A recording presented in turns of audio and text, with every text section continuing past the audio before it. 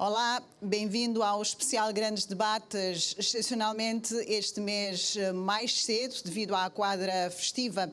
Iniciamos em novembro uma série de 6 programas que versam grandes temas de saúde. Começamos com o cancro e hoje, e neste dezembro vermelho, vamos falar do VIH-Sida. 38 ou mais de 38 milhões de pessoas no mundo estão infectadas com o vírus da imunodeficiência humana, VIH.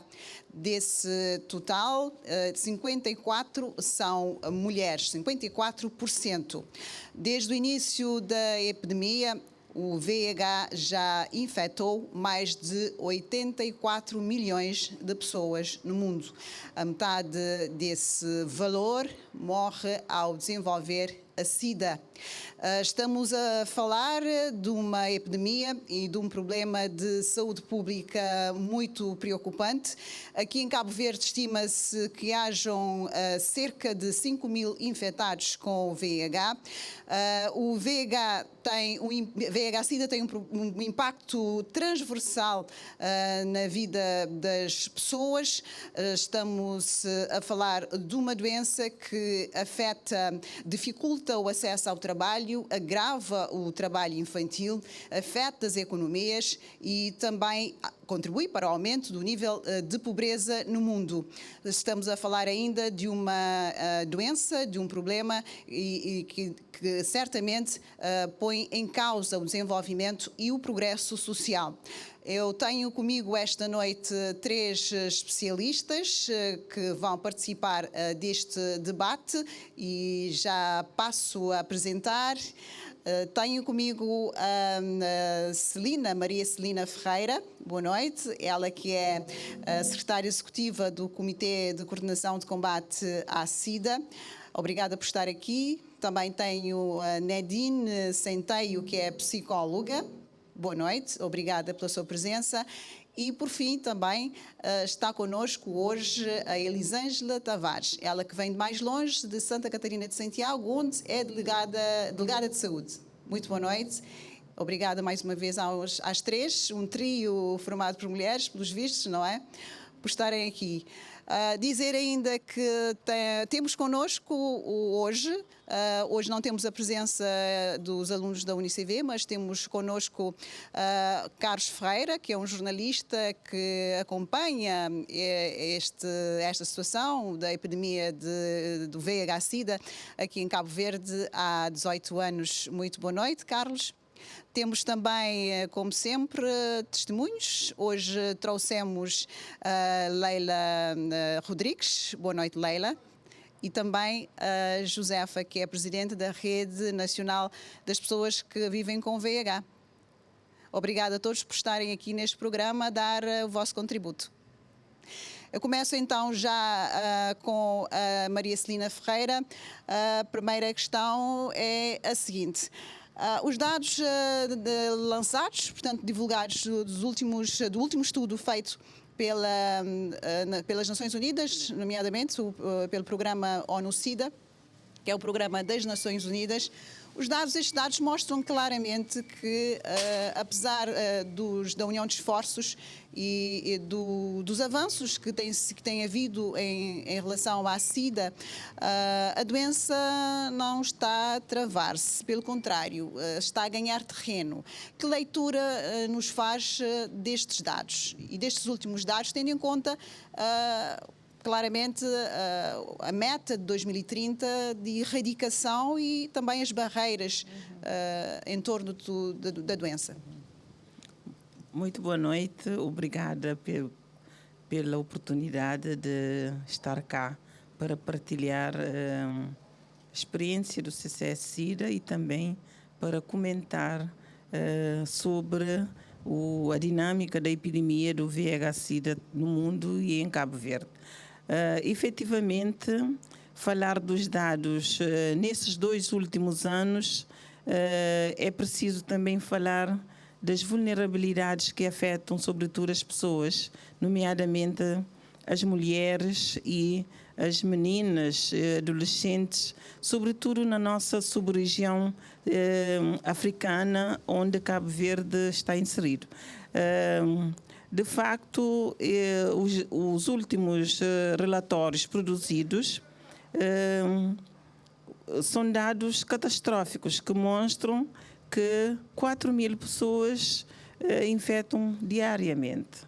Desses 4.000, cerca de 1.100 são pessoas de 15 a 24 anos. Pessoas de força do trabalho, em crescimento, que a longo prazo vão contribuir também para a falta de produtividade e, sobretudo, a falta de crescimento econômico. Mas isto é em África? Em África subsaariana, completamente? em África subsaariana, cerca de 80% dos casos ocorrem na África subsaariana. Também, só em 2021, pelos últimos relatórios da ONU-SIDA, morreram 650.000 pessoas. Veja o contexto, as perdas de vidas humanas. Abordar a questão do VIH-Sida é abordar a perspectiva de multifatorialidade, ou seja, por que isso acontece? Isso acontece, sobretudo, por causa das desigualdades no acesso aos serviços. Das assimetrias. Assimetrias, efetivamente, ligadas também às razões ligadas às questões de iniquidade em termos de acesso aos meios de desenvolvimento, o emprego, a questão da saúde, porque normalmente a maior proporção das pessoas que vivem com VIH estão na categoria socioeconómica muito precária, nível de escolaridade baixo. Se analisarmos no contexto da sub-região, nós encontramos a questão da insegurança, a violência urbana, a questão de desemprego e também a questão de falta de acesso aos serviços de saúde, incluindo os serviços de VIH. Isso tudo contribui para o aumento das vulnerabilidades nesses 2 anos, com a ameaça das pandemias, sobretudo a pandemia de Covid-19 e outras pandemias que ameaçam a África. Além desses fatores, podemos também apontar, sobretudo, a questão da informação. Que o acesso à escolarização, o acesso aos meios de diagnóstico, o acesso aos meios de produção, isso tudo favorecem o aumento de casos. Há vários países, sobretudo na África Ocidental e também na África Central, que estão em conflito armado. Isso tudo aumenta a propagação da pandemia, aumenta a pobreza e aumenta as vulnerabilidades que acompanham determinadas categorias, nomeadamente as mulheres, meninas e jovens, sobretudo. Em África não podemos esquecer também das questões culturais, das crenças e dos Há hábitos e há costumes. muitas barreiras socioculturais que eu queria falar mais tarde, nomeadamente o estigma e a discriminação. Como sabem, 80% das pessoas que vivem com VIH são vulneráveis e, além disso, são populações móveis. São as populações reclusas, privadas de liberdade, são populações com deficiência, populações violentadas por causa de insegurança e populações também que têm múltiplos parceiros a nível de todo o mundo. E essas populações, em certos países da sub-região, não se fala. Ainda é tabu e tem várias barreiras que lhes impeçam de aceder aos serviços de saúde, nomeadamente o preconceito, o estigma e também há barreiras legais. Por quê? Porque há leis que criminalizam determinadas populações, nomeadamente as populações prioritárias, como as comunidades LGBT, os homens que fazem sexo com homens, as profissionais de sexo. Enfim, há ainda determinadas barreiras que contribuem grandemente para a propagação da pandemia de VIH na nossa sub-região e também, seja a sub-região Oeste da África ou também na África Central, onde encontram o fardo da doença, encontra-se sobretudo nesses países. Doutor, estes dados aplicam-se a Cabo Verde e estas questões que acaba de levantar, relativamente à África, sobretudo,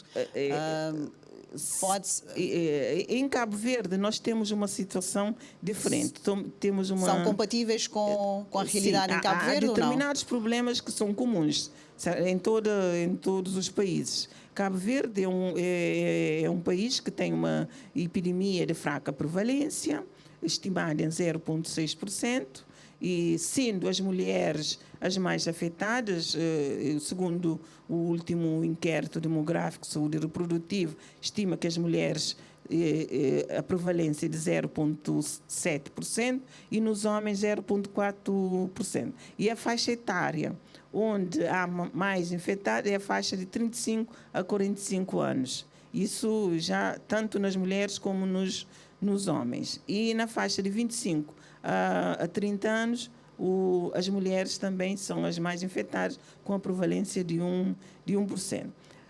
Em termos de vulnerabilidades, há sim vulnerabilidades, há vulnerabilidades socioeconómicas. Porquê? Porque 90% das pessoas que vivem com VIH estão no desemprego ou estão também na pobreza, e temos também a questão de não aceitação da sua condição de seropositivo. Ou seja, mais de 80% das pessoas que vivem com VIH não declaram o seu estatuto serológico. E tem, segundo o último estudo que nós fizemos sobre o índice de estigma e discriminação, notamos que 30% da população cabo-verdiana não tolera as pessoas que vivem com VIH. Já vamos falar destes dados mais à frente. Isso mostra que há barreiras também, sim. Sobretudo os aspectos ainda sociais e culturais que impedem também no acesso aos serviços. Doutora Nadine, eu gostaria de ouvir a sua avaliação sobre estes números, os seus comentários sobre estes números, estes dados, esta estatística global da ONU-SIDA. Olá, muito boa noite. Obrigada pelo convite de estar cá hoje para partilhar a minha experiência enquanto psicóloga da rede de pessoas que vivem com VIH. Os números são gritantes, sim, porque, como a doutora Celina disse, são vários problemas que acarretam e as pessoas que vivem com VIH, problemas não só a nível socioeconômico, mas também de escolarização, vários problemas a nível também de vulnerabilidade, o que torna essas pessoas mais vulneráveis, não só para questões de aumento do número de casos, mas também no aumento de propagação do próprio vírus. Doutora Granomeina, crioulo? Não. Ou crioulo ou português, tanto faz. Tanto faz. Mas esteja à vontade. Se quiser falar crioulo, também o programa está aberto à língua materna, okay. E com todo o prazer pode fazê-lo sem problemas. Trabalha com... A doutora trabalha com pessoas e, sobretudo, com mulheres, pessoas portadoras de VIH na Cabo Verde, né? Como é que... há bocadinho foi tocado na questão da autocensura. Qual que é as principais preocupações que têm sido levantado para pacientes que estão à procura o serviço de saúde na Cabo Verde? Eu trabalho na rede de pessoas que vivem com VIH, sim.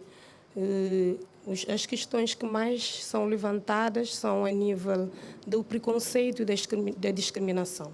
Porque muitas pessoas, quando chegam ao atendimento, falam sobre a discriminação que sentem, sobretudo no próprio seio da família, e às vezes elas autodiscriminam-se, e por vezes esse preconceito faz com que não só a pessoa não só a pessoa sente que esse preconceito acaba por, nas questões, por exemplo, da toma da medicação, muitas vezes esse preconceito tem um impacto negativo no acesso ao tratamento, e pessoas que vivem com VIH muitas vezes sentem-se que a discriminação da família não os ajuda a ter, a levar a sua qualidade de vida como tem que ser.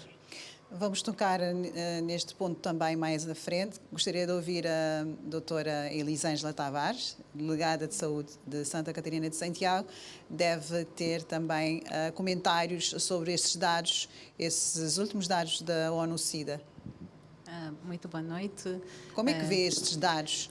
Sim, eu acho um pouco preocupante. Na verdade, é uma situação que nós estamos a ver a nível global e que também nos leva a pensar que poderíamos estar em qualquer momento a ter esse acontecimento aqui em Cabo Verde.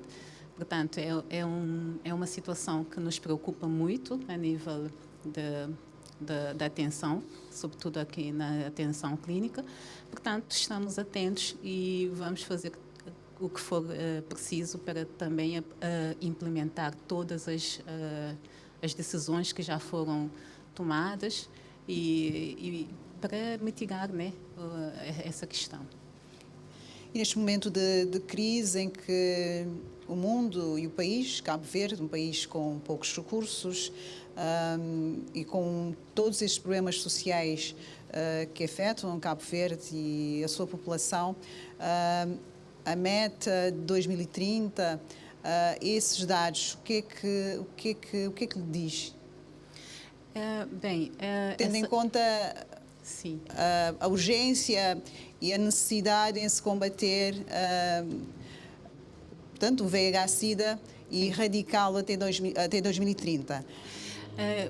É assim, nós estamos cientes da nossa situação aqui em Cabo Verde e, a nível dos cuidados de saúde, nós temos um protocolo de atuação.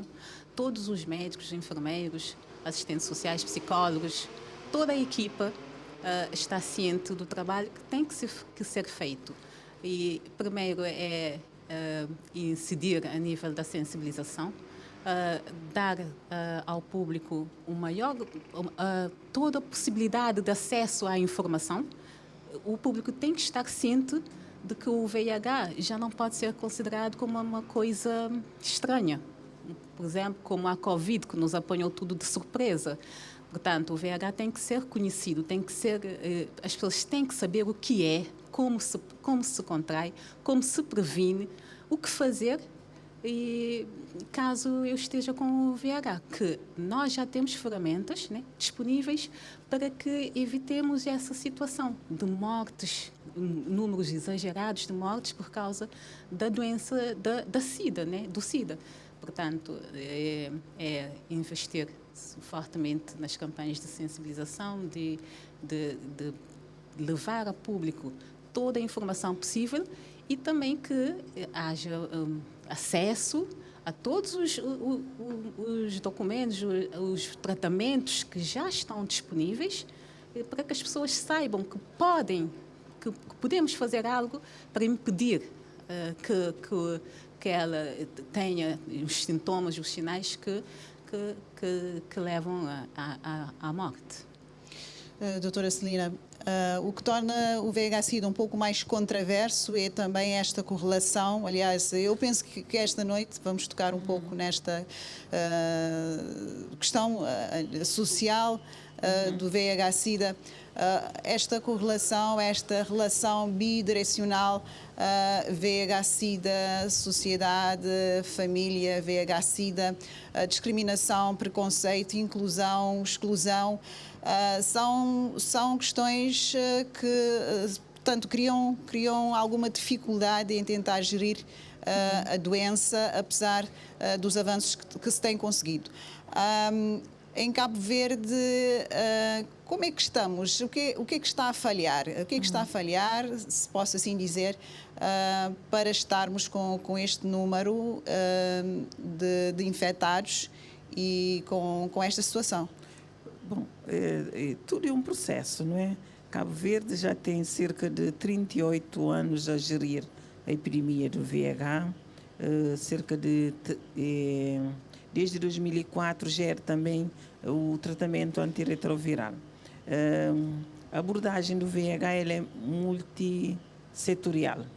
Cada setor deve contribuir, fazer o esforço para aumentar a informação, trabalhar a questão dos direitos humanos e também a integração da abordagem gênero no aumento de aspectos de prevenção, no acesso aos métodos de proteção e também no aumento da informação, sobretudo na informação de qualidade.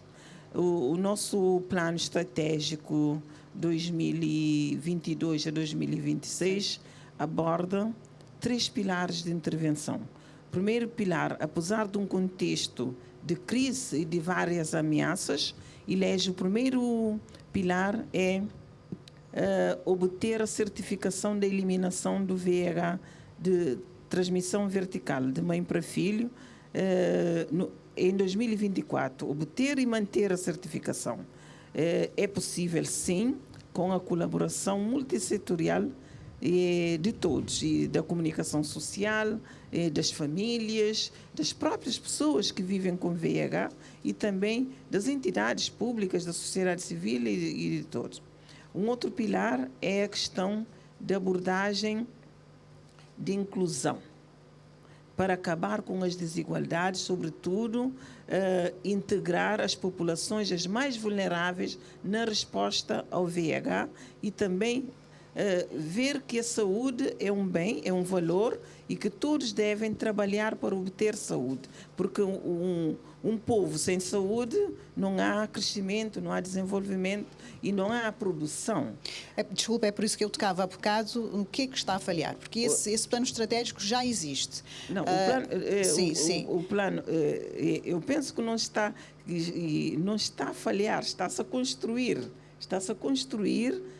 uma abordagem multissetorial em que todo o setor deve fazer o seu trabalho, está-se a criar um ambiente favorável com uma lei que perspectiva a integração de toda a gente na resposta, uma lei também que protege os direitos humanos, já há uma lei aprovada recentemente no Parlamento. Portanto, é uma construção, eu não vejo aqui falha, vejo que há enfrentamento das dificuldades, a nível de vulnerabilidades socioeconómicas, há vários atores que estão a intervir, podemos dizer, estamos num estado que é estado de crise, não é? Há vulnerabilidades, estamos a trabalhar para suprir essas vulnerabilidades e dar a resposta. Quer apontar algumas delas rapidamente? As ações... As vulnerabilidades. As vulnerabilidades, sobretudo no acesso ao emprego. Nós estamos com parceria com o Instituto de Emprego e Formação Profissional. Estamos com atividades de autonomia das pessoas que vivem com VIH para adequar as suas atividades para ter atividades geradoras de rendimento. Estamos com apoio às pessoas que vivem com VIH e as respectivas famílias para o acesso ao rendimento, para diminuir a vulnerabilidade. Enfim, tudo isso são ações que estão sendo feitas para mitigar um pouco essa questão de vulnerabilidade e garantir também o acesso. Repito mais uma vez, combater as vulnerabilidades dependem da intervenção multissetorial. O Ministério da Família e Inclusão Social, o Ministério do Emprego, o Ministério das Finanças, mais mobilização de recursos, o Ministério da Saúde, as próprias redes das pessoas que vivem com VIH, as famílias, o indivíduo. Isso. Doutora Nadine, há dias dava conta de um dado que diz o seguinte: 10% das pessoas inquiridas, se fossem questionadas, ou foram questionados, se colocariam o seu filho na escola juntamente com o filho que portanto, faz parte de uma família que tem um portador de VIH. 10% dessas pessoas dizem ou não colocariam os seus filhos juntamente com pessoas, com crianças, portanto, com colegas que são filhos de pessoas portadoras de VIH. Isto mostra que em Cabo Verde tem ainda a questão da inclusão, a questão do preconceito, da discriminação é muito forte. Concorda? Concordo. Com certeza que em Cabo Verde ainda se faz muita sensibilização, sobretudo na comunidade, para mudança de comportamento, mudanças de atitude, mas ainda vê e sente, sobretudo as pessoas que vivem com VIH, dizem que sentem na pele esse preconceito, o preconceito de conviver. E para mim tem que é preciso ainda trabalhar mais no ato preventivo, mais ações de sensibilização, sobretudo na matéria de VIH, não só em dezembro, mas sim o ano todo, no sentido de mitigar, desmistificar estas ideias geradas que as pessoas têm sobre pessoas seropositivas. Porque só quando desmistificamos essas ideias geradas é que as pessoas começam a ter noção que quanto mais discriminam as pessoas que vivem com VIH, mais estão a prejudicar o seu tratamento e a sua qualidade de vida.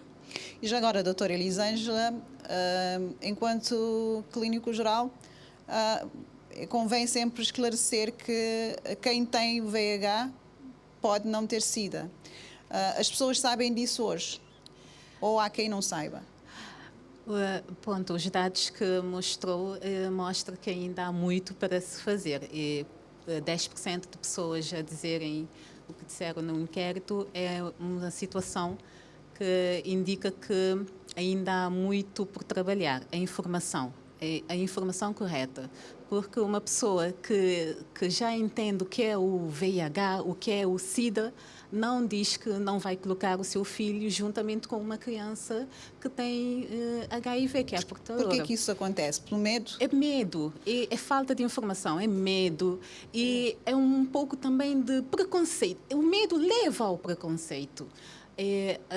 Nós já sabemos que o VIH não se transmite por contacto, por abraço.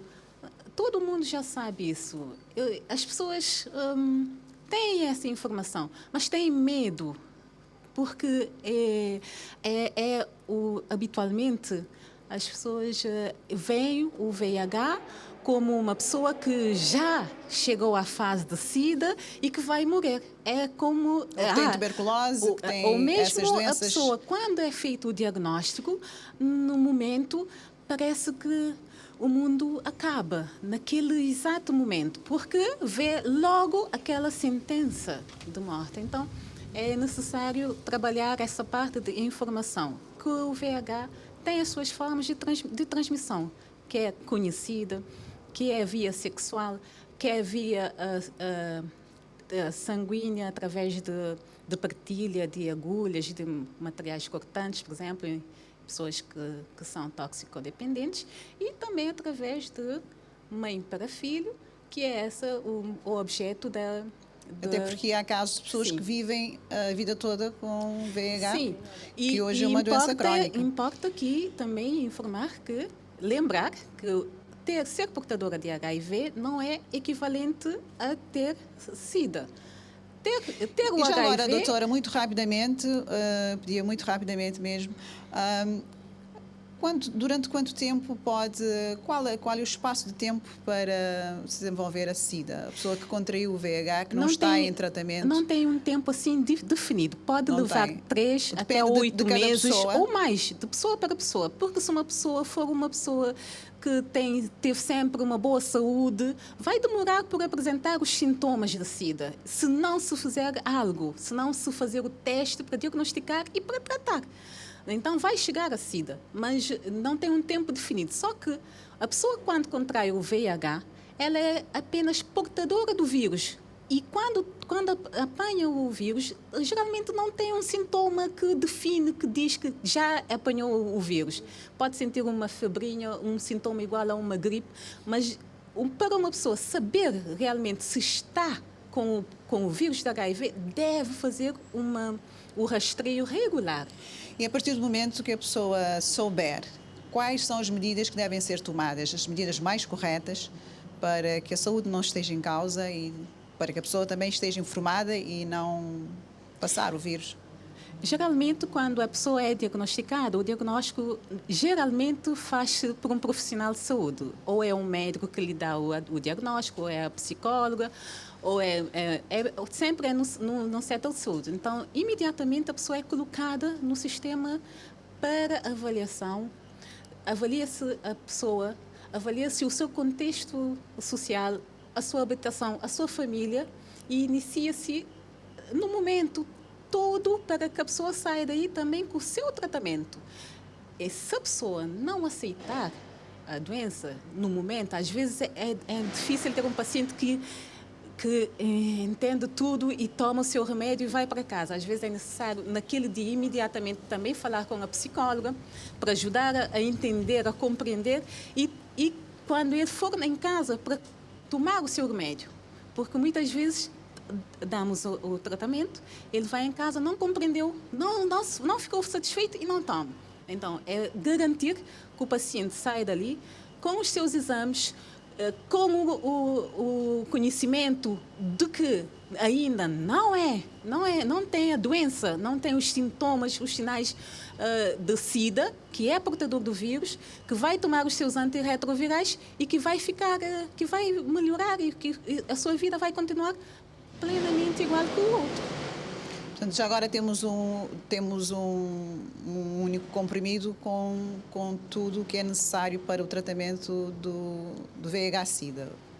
Explica-nos rapidamente sobre os antirretrovirais. Sim. Como é que se usa, os seus efeitos também colaterais. Explica-nos os antirretrovirais foram, posso dizer, uma benção e felizmente a todos os que fazem com que tenhamos o antirretroviral na mão para oferecer ao doente. Antes tínhamos que dar comprimidos porque são junções de muitos medicamentos, tínhamos que dar vários comprimidos ao dia, o que trazia muitos constrangimentos para a pessoa para tomar 2, 3, 4 comprimidos por dia. Mas agora, felizmente, já temos medicamentos que atuam, que são doses mais poucas e que têm a mesma função. Portanto, inibem a replicação do vírus, fazem com que o vírus pare de se multiplicar, pare de destruir o nosso sistema de imunidade, imunológico, que é aí onde o vírus se instala. Então, ele para de destruir os TCD4 e então os TCD4, sim, e diminui a carga viral. Então, o vírus, quando diminuir no sangue da pessoa infectada, as células de defesa vão aumentando. E quando as células aumentam, a pessoa sente-se bem. A pessoa começa a ganhar peso, a sentir apetite para comer, já não sente diarreias crónicas. Isto quer dizer que uma pessoa que esteja infectada, mesmo que tenha chegado tarde, ou não sabia que estava e desenvolveu a doença, por exemplo, com os antirretrovirais poderá ainda resolver o problema. Com certeza que vai melhorar a sua qualidade de vida, vai melhorar o seu estado de saúde. E os antirretrovirais têm essa capacidade. E temos também que há situações em que o doente pode chegar muito complicado, porque quando o sistema de defesa estiver muito baixo, então há micro-organismos, há organismos que se aproveitam e que são doenças raras às vezes e que pode levar a uma situação mais crítica. Mas são casos mais excepcionais. Se as pessoas chegarem ainda no tempo, com certeza que se trata. Doutora Nadine, eu sei que trabalha também com mulheres. um dos problemas tem a ver com a partilha com o parceiro. Aqui em Cabo Verde, eu sei que há muitas mulheres que sentem-se intimidadas em fazer esta partilha. Como é que tem sido, que tipo de preocupações têm sido levantadas sobre esta matéria? A comunicação ao parceiro é um momento muito difícil que as mulheres costumam partilhar, sobretudo porque muitas vezes é a mulher que vai para o serviço de saúde e é diagnosticada primeiro, quando tem que contar para o parceiro. Há um certo... Muitas vezes correm até o risco de sofrer algum tipo de agressão por parte dos parceiros, porque sempre é a mulher que é a culpada. Também, quando, por exemplo, temos casos de casais que, por exemplo, a mulher é que é positiva, por exemplo, o homem é negativo, que sofrem também discriminação. Porque até o parceiro muitas vezes não quer estar na companhia da companheira para, sobretudo se há algum rumor de que a pessoa é infectada pelo VIH, para que ele também não seja, para que não disserem que ele também é positivo para o VIH. Então a comunicação das pessoas que vivem com VIH aos seus parceiros é muito complicado, porque muitas vezes é o psicólogo quem tem que conversar com o parceiro, dar o diagnóstico, porque a mulher sente medo, sente receio do que é que vai dizer. Como é que o parceiro vai entender que qualquer um deles podem estar infectados. E quais os problemas levantados pelos homens? Sabe-se muitas vezes que os homens também, as mulheres são as maiores vítimas. Sim. Muitas vezes são através dos homens que as mulheres contraem o VIH. Sim. Eu penso que isto está, não sei se estou a ser correta, mas parece que sim. Que tipo de preocupações os homens levantam nas consultas e que tipo de situações têm aparecido? Os homens, posso dizer que quase não procuram o serviço de saúde, porque às vezes confundimos, dizemos que mais infectada é a mulher, mas na verdade é porque a mulher é que é detectada primeiro. Os homens quase não procuram o serviço de saúde, daqueles que procuram o atendimento sempre e tentam incidir a culpa na companheira e nunca, por exemplo, aceitam que qualquer um dos companheiros podem estar infectados antes. Mas sempre tentam colocar a culpa na companheira, mas as questões mais levantadas por eles como posso dizer, às vezes não aceitam o estado de saúde. E isto tem dificuldade. Sim. Isso é para ver que a questão de sexualidade ainda é tabu, que é preciso discutir, mas também falar das coisas práticas, porque não é só conhecimento, é questão de atitude, questão de prática. Ainda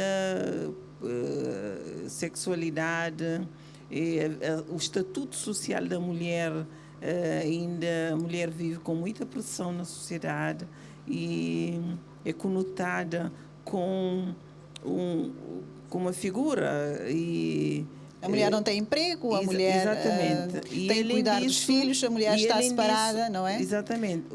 A questão de transmissão de VIH é por via sexual, mais de 99% que ocorre, e também está ligada a múltiplos parceiros. Daí que é um problema complexo que requer uma abordagem em termos de habilitar as competências da vida, seja do homem ou da mulher, para poder saber negociar e saber também que tudo tem consequência. A relação sexual, a abordagem, a sexualidade ainda deve ser falada ainda muito mais e, sobretudo, começar na faixa etária mais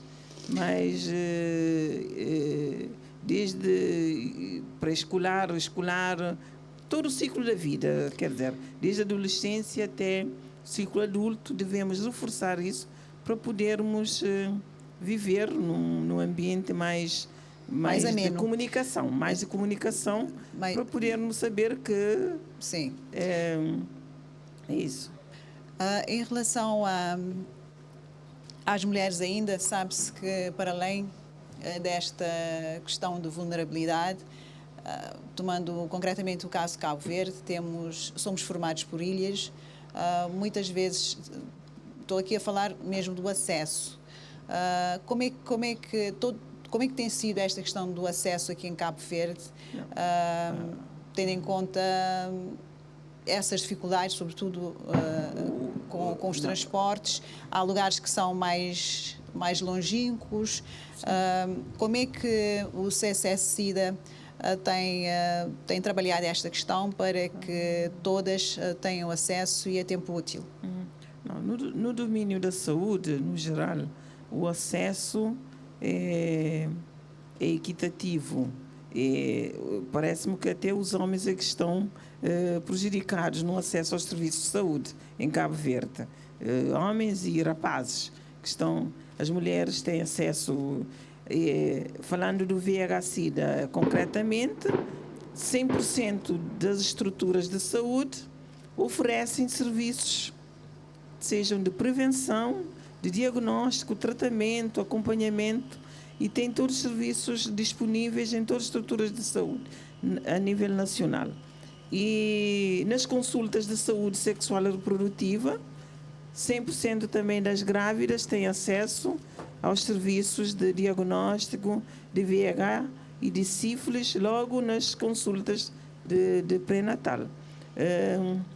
O acesso aos meios de prevenção, sejam preservativos, gel lubrificantes, também são disponíveis em todas as estruturas públicas de saúde, nas ONGs, em certas associações, em certos grupos, oferecem serviços gratuitos. Como é que se pode, então, qualificar o nível de atendimento às mulheres? Estou a falar das mulheres que estão fora, neste caso, por exemplo, da praia ou de Santiago, que estão nas outras ilhas, em lugares mais longínquos. Aqui em Cabo Verde, cerca de... O acesso, por exemplo, imaginemos o centro de saúde, e toda a gente tem acesso aos serviços de saúde a menos de 20 minutos. O acesso Está universal, a falar do VIH-Sida? Do VIH, sim. Todos têm acesso a serviços desconcentrados na componente de realização de exames de carga viral. Hoje há colheitas descentralizadas, ou seja... há pontos de contacto. Sim, todos os centros de saúde de Cabo Verde oferecem serviços de VIH. Uma pessoa chega ao centro de saúde, pode fazer teste, pode ter resultado, pode ter acesso ao tratamento, pode ter também acesso aos exames de carga viral no centro de saúde. Como é que Cabo Verde tem 3.300 inscritos, portadores de VIH? Onde é que estão os outros 300? Porque eu sei que dos 3.300, só os 3.000 é que estão em tratamento. Como é que justifica este dado e o que é que se passa? São pessoas que, por vezes, recusam o tratamento. Mas são conhecidas, são conhecidas, são controladas. São inscritas nos serviços de saúde, são controladas, por vezes recusam o tratamento por considerarem que, porque o tratamento tem de trabalhar também a adesão, não é? A pessoa só toma a medicação se quiser. Também há certas pessoas que estão perdidas de vista dos serviços de saúde, porque há muita mobilidade, quer interna, quer regional, e também há pessoas indecisas, não é? É isso que ocorre em termos da diferença entre os 3.300 e os 3.000 atualmente em tratamento. Tenho comigo também, como disse no início, o Carlos Ferreira, que é jornalista, trabalha com as equipas de sensibilização. Boa noite.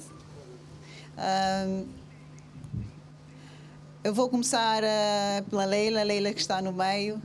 O Carlos fica para daqui a pouco. Leila, boa noite. Leila Rodrigues é seropositiva, uma das caras já bem conhecidas aqui em Cabo Verde. Leila, como é que tem sido a experiência de viver com o VIH e declara? Botar também um ato de muita coragem ou nem por isso? Tem sido fácil? Não? Como? Contar-nos a experiência. Não sei, uma pessoa 9 anos, foi há 9 anos que eu descobri, né? Uma boa seropositiva, como é que foi? E se você sempre não está falando, qualquer diagnóstico de qualquer doença é uma coisa que está legal, normal, e principalmente, às vezes, a hora que não está falando em relação a HIV, para modo me tem que vai para aquele que aconteceu comigo, tive que contrair vírus para conhecer melhor sobre ele, então hoje não tem uma equipe multidisciplinar que se chama e a doutora Celina e outros membros já falaram, que capacita pessoas tudo aquele serviço de saúde onde que leva informação, às vezes um hora ou outro, se uma doutora também falar, pessoas podem pôr em prática ou mesmo fazer algo mais diante de tudo aquilo que não tem certo a fazer. Então, dá também, ok, é claro que você acredita em uma situação de saúde e nem de HIV, nem de outro problema, mas a partir do momento que você diagnosticar com HIV, cima já falaram ali, tem uma equipe multidisciplinar que também ajudou a conhecer melhor sobre aquele vírus, mora que pode lidar com ele, logo pôr no medicamento. Então, mim foi um jovem que passa por todo aquele processo lá. Recebi diagnóstico, nunca sabia praticamente nada sobre VIH. Tive sim aquele momento de fundo de poço que cima qualquer alguém podia tinha, mas também aceita e apoio de profissionais de saúde, prende usa coisa até momento que eles encaminham para a rede, que é onde também que a equipa de rede trabalha comigo, que hoje tenho grande orgulho de fazer parte dessa equipa de trabalho. Então, é claro que não tem que trabalhar na prevenção para que pessoas que contraem vírus para morrer meta, é que tudo alguém, é que pessoas que são infectadas e já está, ninguém que contrai vírus mais. Leila, fala uma coisa ali. Como que está a saúde? Como que está a saúde hoje? Direito. Se direito, sim, vamos a doutora falar, alguém pode ter aquele vírus no seu corpo, nunca chega na fase de doença SIDA, e mim foi um jovem que encontrei vírus depois de 9 meses, recebe aquele diagnóstico praticamente, e... Começa o tratamento sério? Nunca começa sério, para uma daquela época, está dada prioridade a medicamento, para uma acho que estoque era mais pouco de medicamento, então está dada prioridade para quem está com carga viral mais avançado, também sabendo que é um medicamento que no momento que você toma, você pode parar. Então, como me era fase ainda que começo de vírus no meu corpo, então, nunca toma medicamento logo no momento, que era 2014, bem toma só depois de 2017, e depois de lá, todas as pessoas que diagnosticaram que aquele novo meta que está é descobrir e tratar. Logo que pessoas já do diagnóstico positivo, automaticamente fazer o exame que é necessário fazer, está pôr no tratamento para ajudar pessoas também a cabachiga na fase de doença SIDA. Nunca você sente falta de antirretrovirais? Você tem tido sempre remédios disponíveis? Por acaso, nunca senti falta, então, graças a Deus, graças à equipa, para sempre que me sinto bem, no momentos que está tomando no centro de saúde, e dentro do centro de saúde também tem uma equipa que se gosta bem, a doutora que está da Chiga na assistência social, está fazendo com que de fazer que a receita chega na minha mão para poder tomar medicamento, e eu tento lembrar na época de Covid como tinha choque complicação, eu podia ir na farmácia também, eu tomava medicamento para morrer os dados, está lá, então é um grande ganho para ajudar nessa luta que é de nós tudo. Agora você fala com Josefa. Josefa é presidente de rede, já tem uma vasta experiência, tanto nesse campo.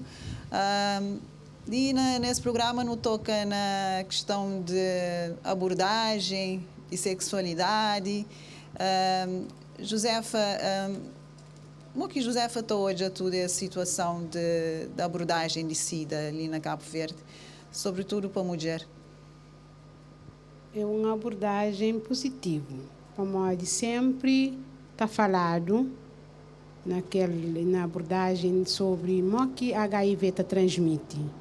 É uma abordagem que rede CCS-SIDA e tem aquela equipa que está sempre no terreno, está fala com pessoas e modo que HIV transmite. Então, e pessoas têm estado a assimilar a mensagem? Não quer falar assim. Não fala assim para modo que pessoas tá assim. Tá falando assim, hoje há dias linhos, equipa, os educadores de par, está no terreno, têm dúvidas sobre o que que HIV está contrai, o que está contrai. Então, e não acredita, mas a mensagem está passa assim. E na dia a dia, José foi presidente da Rede Nacional. Na dia a dia, qual que tem sido dificuldades ou maiores desafios na lida com pessoas que é portador, com situações? O que é que mais te preocupa a nível de rede? O que mais que está preocupando na rede, tua equipa, é que negação. Como tem pessoas que ainda aceitam para sair para frente, vive com HIV, mas aceita ele, para poder aderir a tratamento. Como tem pessoas que aceita aderir a tratamento. Não tem caso de pessoas que às vezes chegam na nós, chegam na minha, chegam na psicóloga, fala, olha, já tem 4, 5 meses que toma medicamento. Que é que é a nossa maior preocupação. Preocupação de equipe de rede é no momento que uma pessoa dá o diagnóstico, meta vive com HIV. Logo está por no tratamento, a nós sempre nos aconselha, no momento que o pôr no tratamento, é para o seguir. Para o seguir, para levar uma vida normal. E dona Josefa, você tem direito? A mim, há quanto tempo é portadora de HIV? Quase 18. 18 anos. Quase 18 anos, minha família vive com HIV. Me, graças a Deus, nunca veio para aquela fase de estar de SIDA. Então, agradece o governo de Cabo Verde que deixa falta de medicamento, por isso que hoje está ali para contar a história. E no dia a dia, saúde está direito? Está fazer tudo que usa normal? Normal, nada que está xinte, nada. Bom, Carlos também tem algo a falar ali, 18 anos no terreno com equipas de sensibilização, né?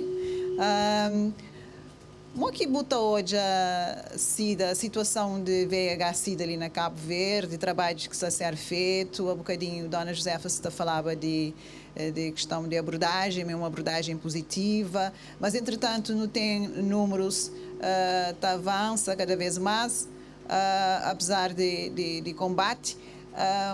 Como que tem sido, como que está hoje a situação de SIDA ali na Cabo Verde, VIH-Sida? Enquanto alguém de treino, jornalista de treino, há muitos anos está a lidar com essa temática. Boa noite. É bom participar nesse programa. Quando fala de VIH-Sida, amigo que acompanha esse trabalho meritório de Cabo Verde em termos de luta contra a SIDA. No Tojama, o país tem ganhado terreno, te lembra de certas passagens que o país vive, te lembra antes da entrada de antirretroviral no país. Na 2004, quando foi feito assinalado 1 de dezembro na cidade de Mindelo, que é Dia Mundial de Luta contra a SIDA, então o ministro de Saúde, Basílio Moço Ramos, fala que tinha sido pressão de família da Gigi, Estado de Cabo Verde, para trazer medicamento para o país. Tinha pessoas que se morreram todo dia. Então, a partir daquela altura, de 2004, foi introduzido a declaração que faz, toca profundamente no trabalho. Um outro aspecto que entoia na luta contra o vírus de SIDA, cima falado ali, de não ter um país criança não nasce livre de vírus de SIDA, para evitar na transmissão vertical.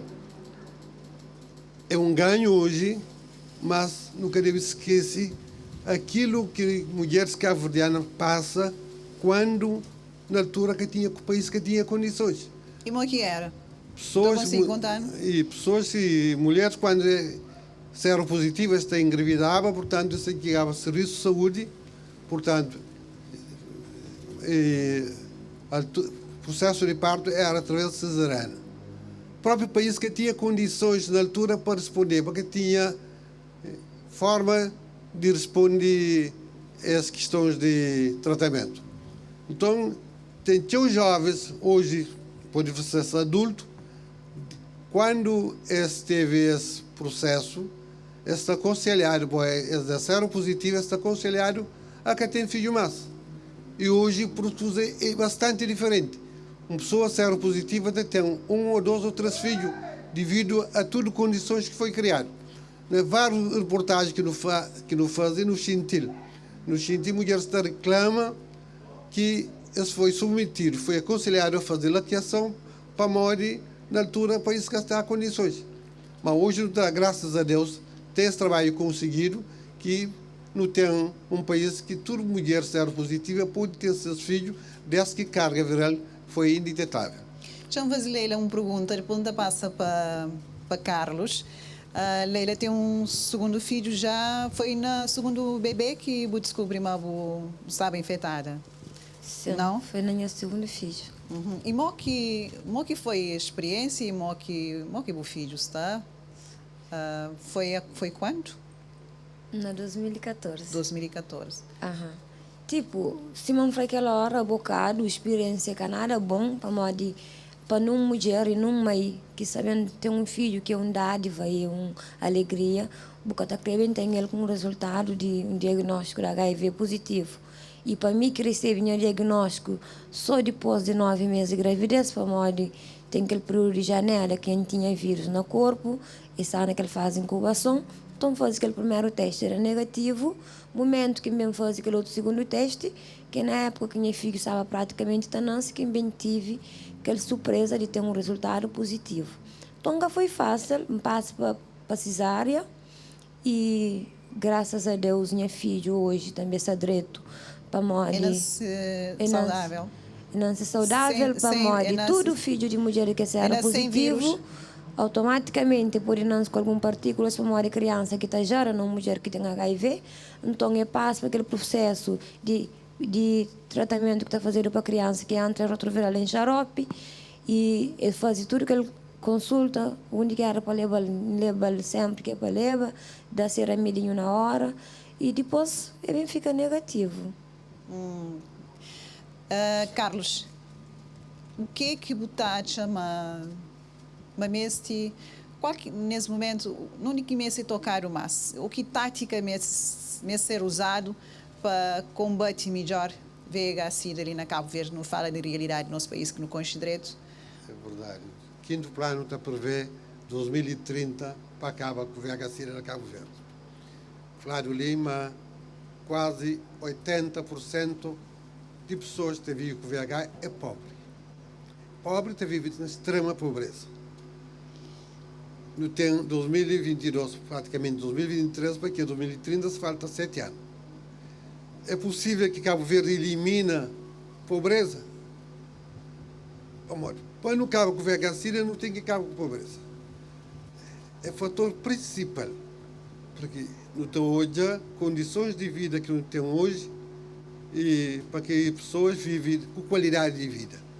Tem emprego, tem condições para sustentar a família e tem capacidade de informar a população sobre o perigo de VIH-Sida. Esse é um desafio muito grande que Cabo Verde se assume. É possível que acabe assim com o VIH-Sida, mas... Na 2030? Na 2030, desde que mudar a estratégia em termos de melhorar a qualidade de vida da população, principalmente aquele que é mais vulnerável. Não te verifica no dia a dia qual tem sido o resultado com pessoas que é pobre, que vive com dificuldade. E que houvesse, estudo te aponta, pessoas que estão à procura alternativa de vida vendendo o seu corpo. Isso facilita a maior propagação de vírus. Mas não acredita que esse desafio está na mão de cabo-verdianos. De nosso estudo, para não poder eliminar VIH-Sida 2030. Bem, questão de famílias cabo-verdianas, modo que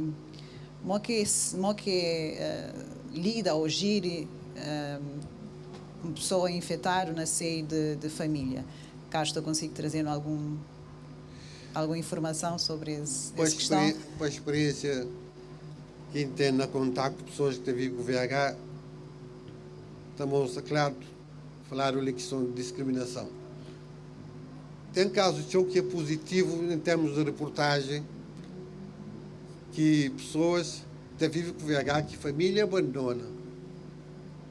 Para modo que criou ele nessa frente, então considera VIH bicho de sete cabeças. Mas tem casos de reportagem também que família ouve reportagem, sai, bate, toma-se fio de volta, vem para casa. Isso tudo estamos a espelha. Comunicação é importante na questão de levar pessoas a entender o que é VIH-Sida. É um trabalho que se fazer, mas bem muito mais. Comunica para mudança de comportamento e atitude. É que só Serviço de Saúde, é que só a Rede Nacional de Pessoas que vivem com VIH, é que só comunicação social, mas é a sociedade em si. Toda a sociedade deve ser envolvida para mudança de comportamento em relação à VIH-Sida. Dona Josefa, muito rapidamente, nunca tem muito tempo, realmente, e também eu nota, mas realmente falta mais a comunicação, mais interação, para poder ter melhor entendimento entre pessoas. Eu enquanto presidente da rede, Josefa Tachinti, que ela tem necessidade de maior trabalho, no sentido de ter uma comunicação que flui melhor, para esclarecer pessoas sobre SIDA, mas também sobre VIH-Sida, mas não só, mas também sobre o perigo da discriminação. Mina de Flá, para morrer. E no momento que a família apoiou, já está sentindo mais motivação para seguir o tratamento. Para morrer. E família é fundamental. Família é pilar e é fundamental na ajudar uma pessoa enfrenta uma epidemia. Por exemplo, a mim, na minha casa, não tive maior força para não perder minha pai de filho, fica com o menino pequenote, dar o diagnóstico, mas vive com HIV. Não tive aquela força de Deus e força de minha família e profissional também de saúde que durante eu.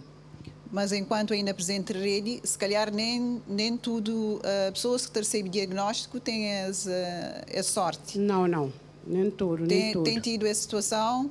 Tem havido? Tem, a mim está flá e psicóloga pode afirmar. Quais consequências desse tipo de situação? E sempre vive com pesadelo, para minha experiência própria. Toque você vive, toque você sucunde de família, para que sabe comer para a família que discriminou, você vive com peso, você leva tratamento e a sério. É um problema que não tem. Para ainda dias ali. Tem um jovem que vive com HIV, é flano, mas tudo bem que vai para casa de sua mãe, que utiliza casa banho, mas sua mãe tem que vai desinfeta com lixívia, criolina, não sei lá, um monte de coisa. Para morrer ainda, é uma barreira. Está aqui, a própria família discriminou, você sente lá na chão, mas a família era o apoio, você segue para frente. É preciso um tom muda as realidades. É verdade. Sim. Obrigada aos três. Obrigada. Doutora Celina, considerações finais sobre essa conversa. Realmente é preciso trabalhar essa vertente de informação e comunicação. Isso, acho que essa vertente está facilitava o trabalho da autoridade e de combate, luta contra a SIDA. É preciso acelerar, sobretudo nas atitudes e práticas, mas com inclusão, direitos humanos e cria esperança e nas pessoas que vivem com VIH, cria ferramenta de enfrentar estigma que está ensinado na escola, estigma que discriminação que está ensinado na universidade, nem nada. Então é na prática, na sociedade, para a sociedade bate hoje, porque me está chamando vulnerabilidade só acaba se não aumenta a esperança E se não, porque tudo alguém já sabe como é que se transmite, como é que se previne. Então, ainda tem ignorância à volta disso.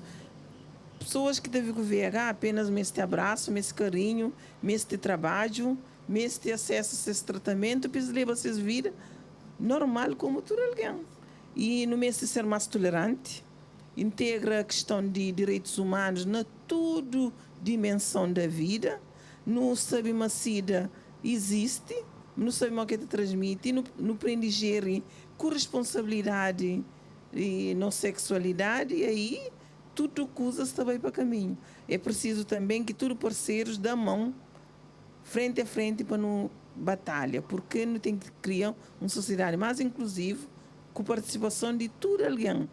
Toda pessoa tem uma doença crônica e hoje não tem doença pior que VIH, então não tem que saber lidar com ele e respeita o companheiro, todo alguém sabe o que é dever,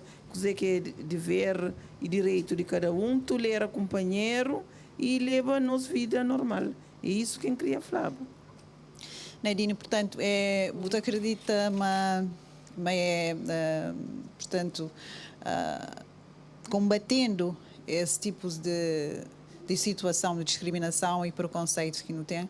Aliás, as Nações Unidas, na CLM, esse ano, tem uma questão, a questão de inclusão, para já chegado à conclusão, mas realmente é necessário, é um ponto importante para a inclusão, equidade, para combater VIH-Sida, não só ali na Cabo Verde, mas a nível mundial.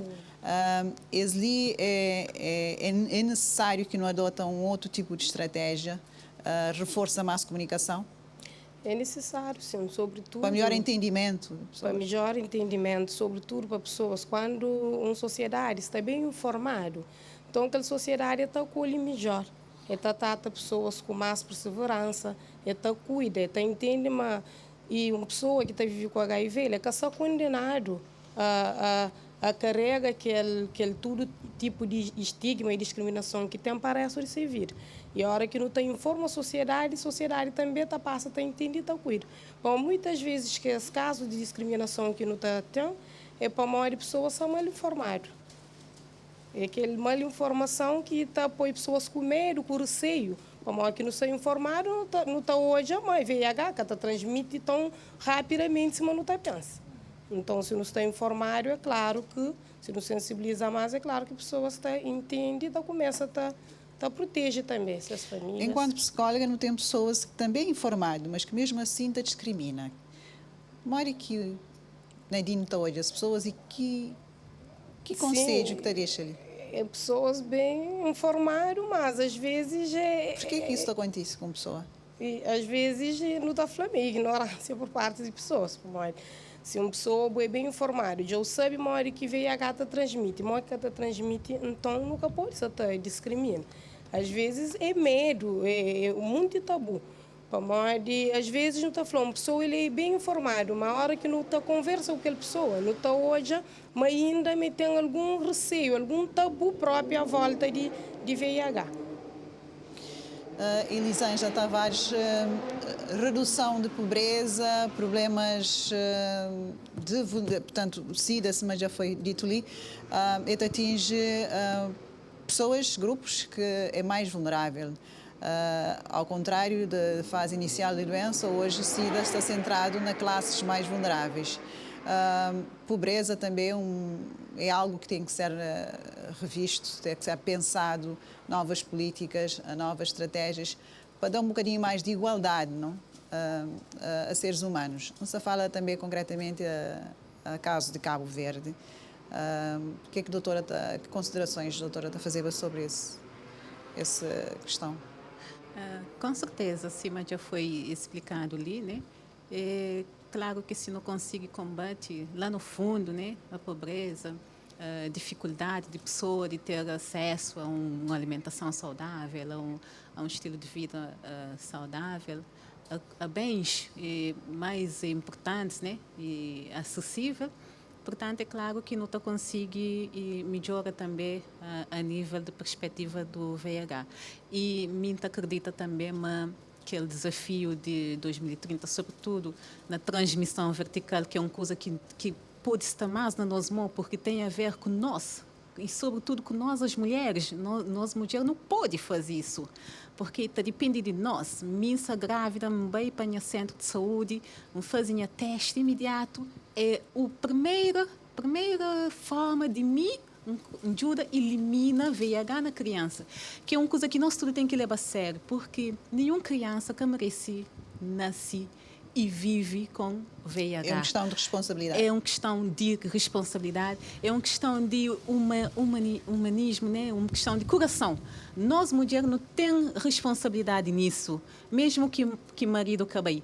A mulher é ela que fica grávida, é ele que te dirige para o centro de saúde, para o posto de saúde, onde que bem, mesmo lá entre picos, que é o lugar mais longe que um pode falar na Somada, por exemplo, e tem acesso a um profissional de saúde que tem que caminhar tiga onde que tem que chegar para fazer esse teste a tempo. Então, não acredita, mas em 2030 não pode acabar com o VIH na criança. E seria uma coisa muito bom. E também, para finalizar, para deixar ali também importante que homens também participam e homens procuram centro de saúde. Por acaso, são os homens que procuram mais os preservativos.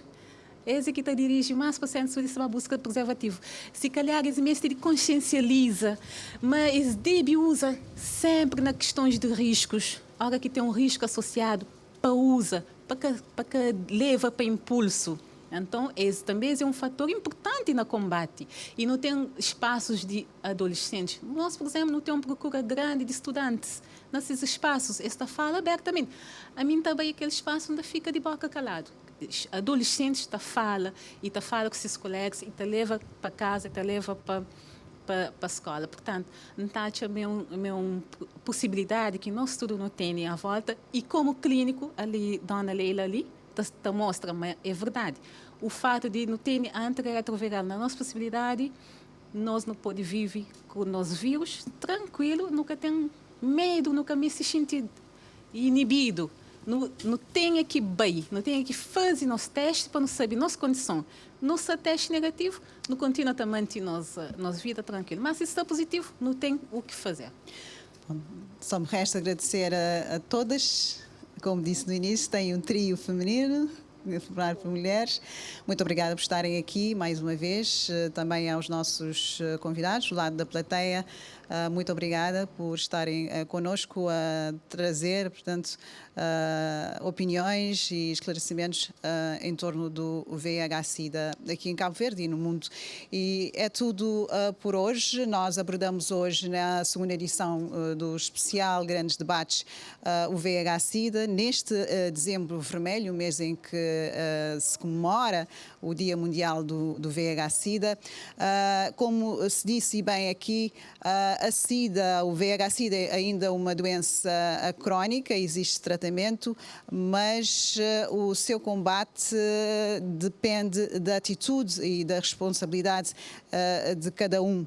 A questão foi tocada aqui na questão da discriminação, da necessidade da inclusão, da rejeição, da pobreza e de outras questões que fazem parte desta temática VIH-Sida hoje aqui no especial debate. Nós voltamos em janeiro com um novo tema que aborda a saúde. Para já foi um enorme prazer ter estado consigo. De resto, desejar, portanto, um Feliz Natal e boas entradas em 2023. Muita saúde, cuide-se e até lá.